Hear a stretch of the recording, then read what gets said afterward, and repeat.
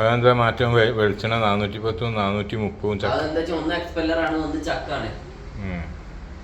ഈ നെറ്റ്സ് ഒക്കെ എങ്ങനെ വരാ? നെറ്റ്സ് 950 950. ഇതെന്താ പിന്നെ സേമിയോ? രാഗി സേമി പുട്ടുപൊടിയാണ്, പുട്ടുണ്ടാക്കാനുള്ളതാണ്. പിന്നെ പൂളപ്പൊടി ഉണ്ട്, പിന്നെ ഈന്തുപൊടി ഉണ്ട്. ഈന്തുപൊടി എന്താ? ഈന്തുപൊടി 500 260. ഈന്തുപൊടി. പിന്നെ പനംപൊടി, പൂവപ്പൊടി, മില്ലറ്റ് പൗഡർ. പനംപൊടി പനന്റെ.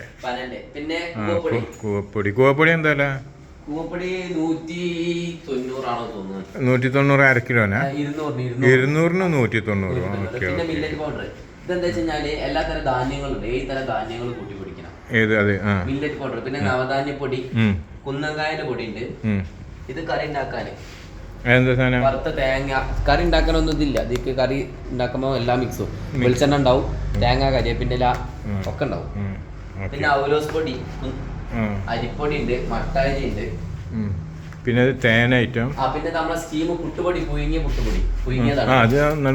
പിന്നെ രാഗി പുട്ടുപൊടി, പിന്നെ തേനി, എള്ളെണ്ണ, കടലെണ്ണ ഉണ്ട്.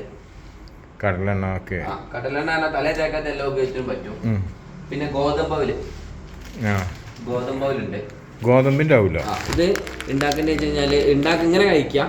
അതല്ലാന്നുണ്ടെങ്കിൽ പുട്ടുകുറ്റിയിൽ ആവി ഒള്ളിച്ചിട്ട് തേങ്ങ ഇട്ട് കഴിച്ചാൽ ഒരു ടേസ്റ്റ് ഉണ്ടാവും. അത്ര പണിയുള്ളൂ. പിന്നെ അവൽ മിക്സർ ഉണ്ട്. നമ്മളെ മിക്സർ ഉണ്ട്. ഈ അവൽ മിൽക്കിന്റെ അതുണ്ടോ? അതാണ്, അത് അവൽ മിക്സർ. അവൽ മിൽക്ക് ഇതിലുണ്ടാക്കാം.